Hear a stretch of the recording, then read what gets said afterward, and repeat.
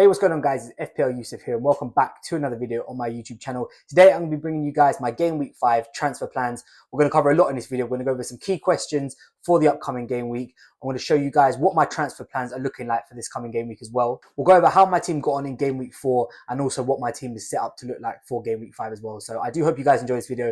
If you do, don't forget to drop a thumbs up and subscribe down below. And as always, let's just jump straight into it.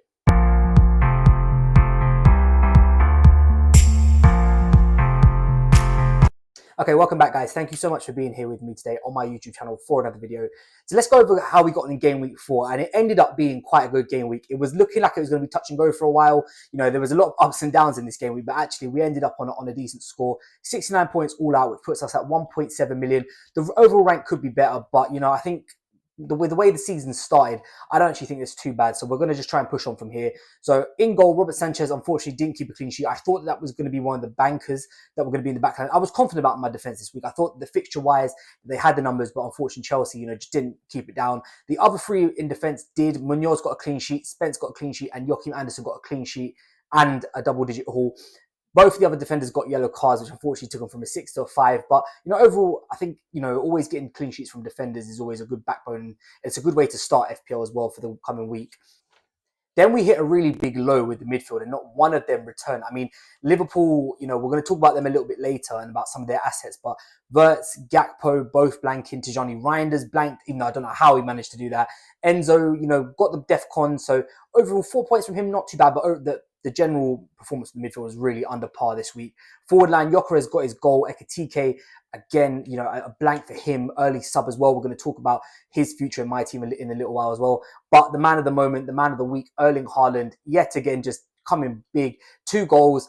Got himself on the captaincy, which obviously doubled to 26 points. Could have had a hat-trick. Could have had another assist as well. So almost the sky was the limit for him this week. And this is exactly why he is going absolutely nowhere. I know, you know, a lot of people are sort of chosen the side, whether it be Salah or Haaland, but there's no way I'm getting rid of this guy anytime soon as well. So that is how we got in Game Week 4. 69 points overall, like I said, 1.7 million rank.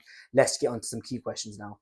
Right, so first up is, I think, the biggest question around my team, but also those who still own him, and that's Florian Wirtz. What do you do with him? Now, for me, it's just a straight sell, but there are some parameters with that. So I think if you've got nothing else to do and you've got that free transfer sitting there, I personally would shift him out. Now, I know he's got Everton at Anfield this week, and obviously you'd always back Liverpool more so when they're playing at Anfield versus when they go away from home, despite the fact it was Burnley, and I did expect them to put up big numbers against them, which they didn't. They made chances, but there was no really shots on target, and Wirtz, for me, is just, he's not playing well. You know, he lasted most of the game. 86 minutes he got pulled off, but I just wonder, is there other alternatives out there who you could move him to? And I think right now, for me, he's really one of the big targets I'm looking at about my team and just not happy with at the moment. So whether you're wildcarding soon, you know, if you've got a couple free transfers spare, you've got nothing else to do, I definitely think that you know, you could get rid of him for someone else. You could save yourself a bit of money. And also, there's just a lot more players who are outperforming him. And for the price tag you're paying for him,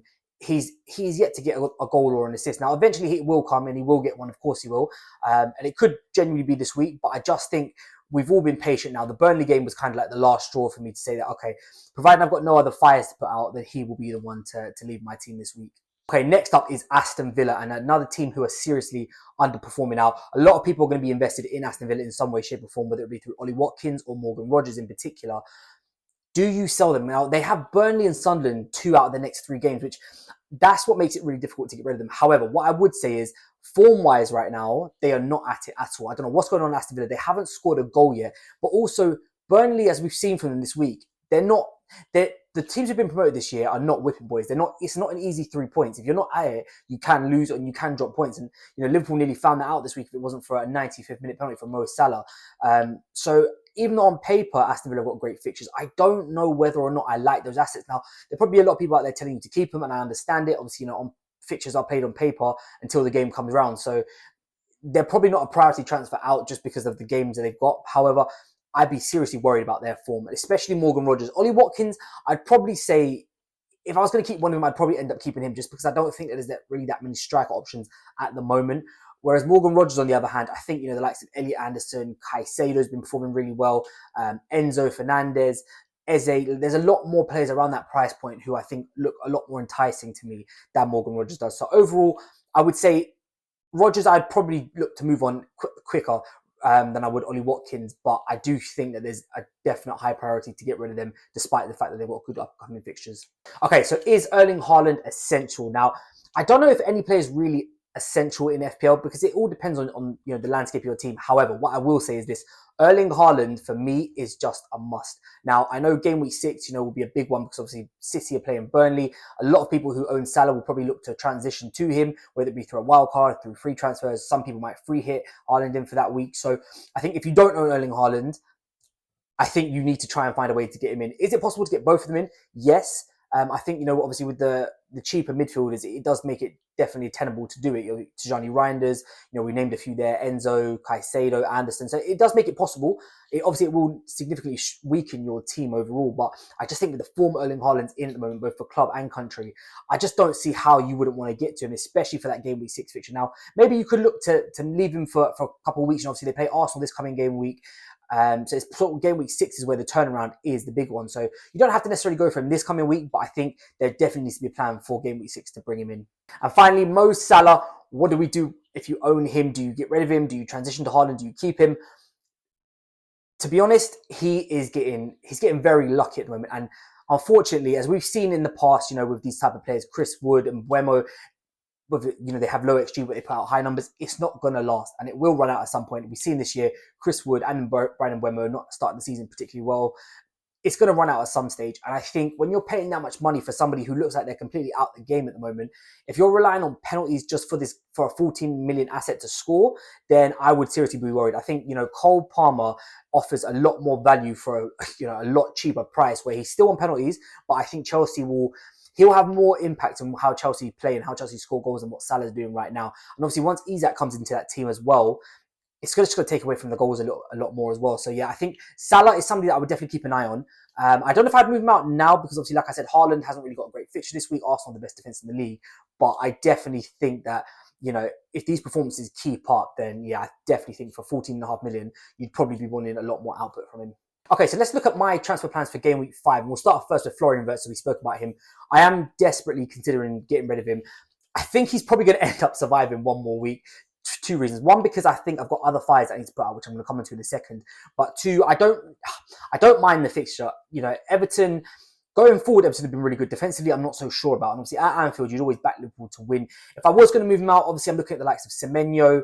I'm looking at the likes of Cole Palmer, going back to him. Xavi Simons is another one who interests me. Obviously, he's on set pieces for Spurs. I think once he gets embedded with Spurs, his fixtures coming up as well, he looks like he could be quite an enticing player. So, yeah, I think Florian Wirtz is probably going to survive this game week for me because I think my 1 free transfer, I'm going to have to use it either elsewhere or I don't mind rolling for this game week. I don't think Semenyo's got a great fixture this week. Xavi Simons, same thing. It's okay, West Ham, but I think that I could probably survive this week and wait till we get to wildcard.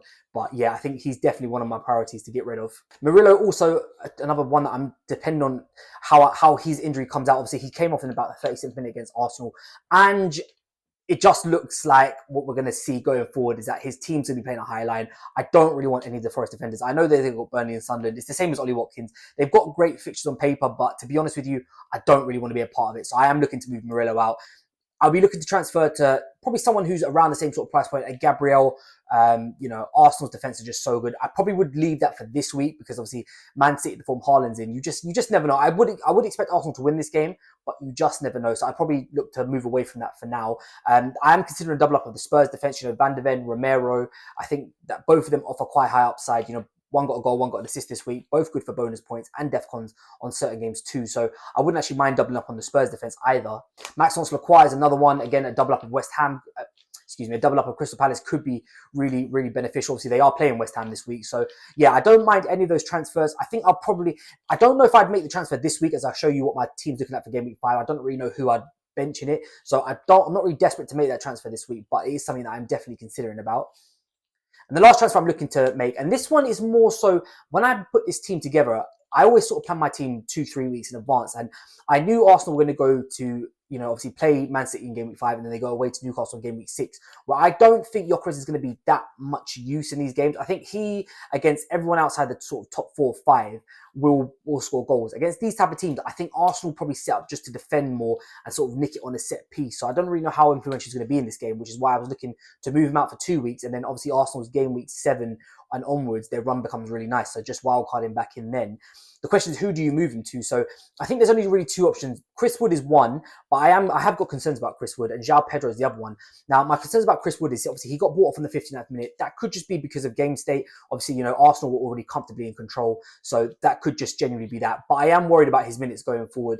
João Pedro, on the other hand, obviously minutes-wise are a lot more secure. Percentage-wise, he's very highly owned. Now, I don't really use transfers based on what other people do in terms of percentage owned, but I think João Pedro, for the price he's at, and you know how influential him and Cole Palmer are going to be over the next few weeks for Chelsea, I think he could definitely get him with some of the returns. And like I said, it would probably be only a 2-week hold. I think wildcard, I would just bring Gyökeres back in anyway, which means that if Isak's not playing, then you know João Pedro could stay. But if I see Isak start to get minutes, then I think on the wild card, the front three of Gyökeres, Isak, and Haaland will be my go-to, which means João Pedro will be a sort of placeholder for now. Obviously, they play Man United this week, which by all means, on paper, is a great fixture. They do play Brighton in game week 6. Again, I think that one could go either way. So they've got decent fixtures coming up. And then obviously they go on a great run from game week 9, which is probably why I'd want to own him again. So yeah, João Pedro for the long haul could be the right choice, providing Alexander Isak doesn't get any minutes. But that is also a transfer that I'm looking to make this week, which could be moving Gyökeres out to João Pedro. Okay, so this is what my team is currently lining up for in game week 5 before I've made any transfers. I will just say, disclaimer, I am recording this Monday morning. I am going to be waiting because obviously Champions League, we've got Champions League games on Tuesday. Wednesday, we've got a couple of teams that play in the League Cup as well. So I would highly advise, I know price rise is going to be a thing. Obviously, keep an eye on it. If it's going to price you out of a move, then maybe you have reason to move early. But I would say just try and hold your transfer. Just let those games get out of the way and just see what comes of it. So this is what my team is looking like without any transfers made. Robert Sanchez will be in goal. Man United, I don't mind it. Obviously, Man United aren't playing really, really well at the moment, so I'm hopeful of a clean sheet there. I've gone for a back 4 this week, so we'll start off in the defence. Jed Spence going away to West Ham. Not ideal in terms of the away fixture. Obviously, defenders, I'd rather like them to be home, but I think West Ham are really not in good form at the moment. Spurs, on the other hand, are playing quite well, so yeah, he's fine to go in there. Munoz is going away to West Ham, Jed Spence is going to Brighton. Munoz away to West Ham. Again, he offers the attacking threat. West Ham just aren't really looking like they're going to be doing much at the moment, so for him, I'm fine with him in there. Joe Rodon is the one where this is the big move. So I benched Tijani Reinders currently at the moment. I'm going to come on to him when I get onto the midfield, but I have gone for Joe Rodon at the back. He is playing Wolves. They are away from home, but I think Leeds were very unlucky to lose their clean sheet. It was just, they were almost there against Fulham. It would have been a fair result, I think, a 0-0. So yeah, Rodon for me is very good for DEFCON as well. He seems to rack them up. So I'm more than happy just to start him for this game week. And this was what he was kind of in the team to do, is that there'll be certain weeks when they play certain teams that, I could throw him in there. And obviously last up is Joachim Andersen, Brentford. Again, just a massive haul this week for him. DEFCON, just an absolute monster. Fulham very good defensively as well. They will keep clean sheets this year. So yeah, we're going for a back 4 for them. I think the first time this season, maybe second time. So it doesn't happen too often, but I think that going forward, this is the way, especially with DEFCON this year. I think 4 backs are becoming more and more common now. Then we go to the midfield. I have a double up on Liverpool, Cody Gakpo and Florian Wirtz. Like I said, Florian Wirtz is somebody that I don't really want in my team, but I just think that there's other problems I've got which I could sort of look to solve first. I think Everton at Anfield is not a bad fixture. I am expecting a response from Liverpool, after that. It was a pretty poor performance against Burnley, so hopefully they'll be on target a little bit more in that game. Enzo Fernandez obviously making up the midfield 3. Again, same thing for him. DEFCON's decent. If Cole Palmer's not on the pitch, he is taking penalties, so we've seen that before. So he obviously does have that little roots to point whether Cole Palmer's fit or not. So yeah, I don't mind owning him as well. He seems to be chipping in nicely and he's turning over a decent amount of points. So that is the midfield. Then we come on to the forward line. Obviously, Victor Gyökeres and Erling Haaland are playing against each other, which I probably won't be captaining either of them this week. And despite the fact the form that Haaland's in, despite the fact Gyökeres is at home, I probably will look to go elsewhere for my captaincy this week. And Ekitike up front. Now, this is the biggest issue I've got. So we heard from Arne Slot before this weekend's game, before game week 4, that Isak will take part in Wednesday in some capacity. Now, I do expect him to get minutes off the bench. I don't know if he'll start, and if he does start, he'll probably just end up getting an early sub. But I don't know if playing Wednesday and then I think there's Sunday, I believe, before. I don't know if that's too much of a turnaround to see him start. So I'm hopeful that Ekitike will start against Everton on the weekend. But to be honest with you, I think that his time as the starting striker is just slowly coming towards an end now. So I think for me personally, if not this week, then next week, he probably will be a transfer waiting out to happen. And I think he's actually surpassed the importance of getting rid of Florian Wirtz, because I think once Isak is fit and ready to go, I can just see he's actually starting that. You know, you're not paying that much money for someone to sit on the bench. So I think once he's up to fitness, Ekitike's minutes are really going to struggle. And I think by then, you know, I'll look to move him on. So this could be the last game week for him. Hopefully, fingers crossed, he will go out on a bang and get us some points. But that is what my game week 5 team is looking like. Okay, thank you guys so much for watching this video. If you have enjoyed it, please don't forget to drop a thumbs up and subscribe down below. I will be back tomorrow, being Tuesday, with an FPL challenge video. Wednesday will come with an FPL bus team, and then Thursday I will be uploading my final team selection and also some key questions going into that deadline as well. So stay tuned for that. We're gonna have, you know, content pretty much every day this week. So if you guys are enjoying it, please drop a thumbs up and subscribe down below. Thank you all so much for watching, and I'll catch you guys next time.